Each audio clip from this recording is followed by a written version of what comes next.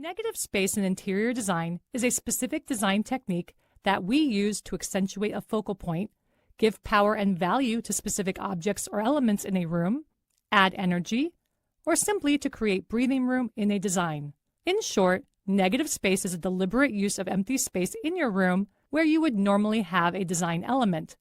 Interior design styles that commonly incorporate negative space include contemporary, Scandinavian, Zen, Japanese, and modern French.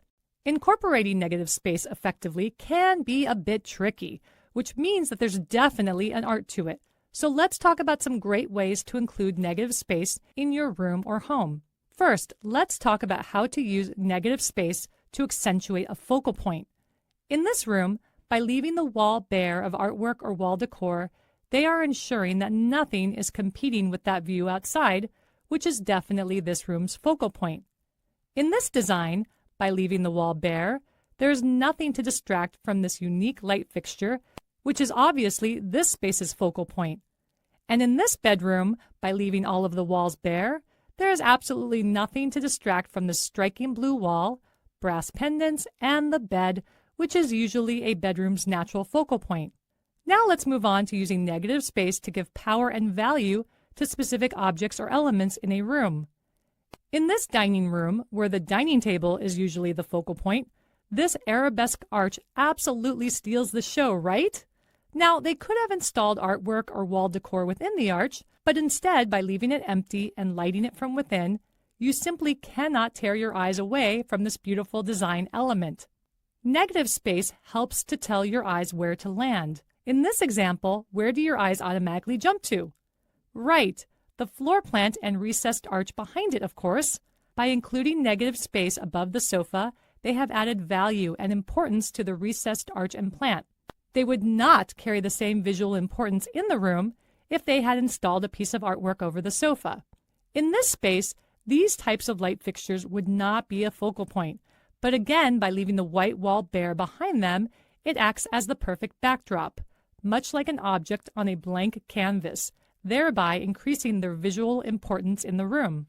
I love this next example where they have used negative space to highlight a repetitive design element in the space. Do you see it? Right. It's the linear elements they have repeated here, here, here, and here. If they had not left negative space around these areas, they would definitely not be so obvious. In this room, by not including a coffee table, which would be an obvious piece of furniture in the living room, they are keeping your view unobstructed and drawing attention to the lovely rug. Now let's talk about how negative space can be used to add energy to a design.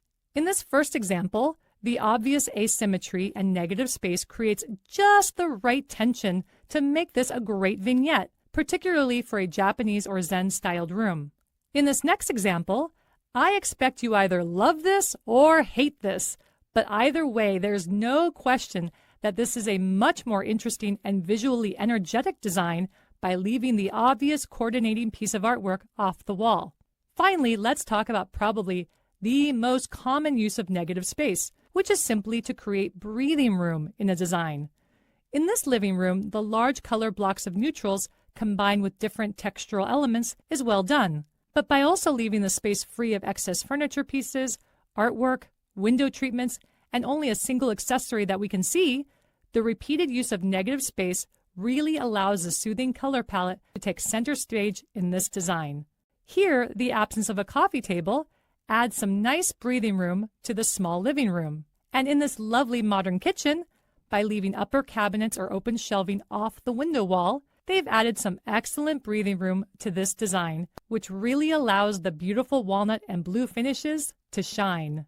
Finally, negative space can even be utilized in a small area, such as an empty shelf or near empty shelf like we see here in this design.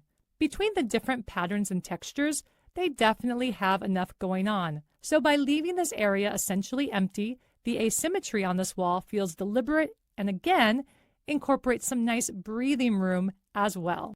So now you hopefully understand how to effectively use negative space in your interior design. And if your interior design style or styles include contemporary, Scandinavian, Zen, Japanese, or modern French, I highly encourage you to give this technique a try.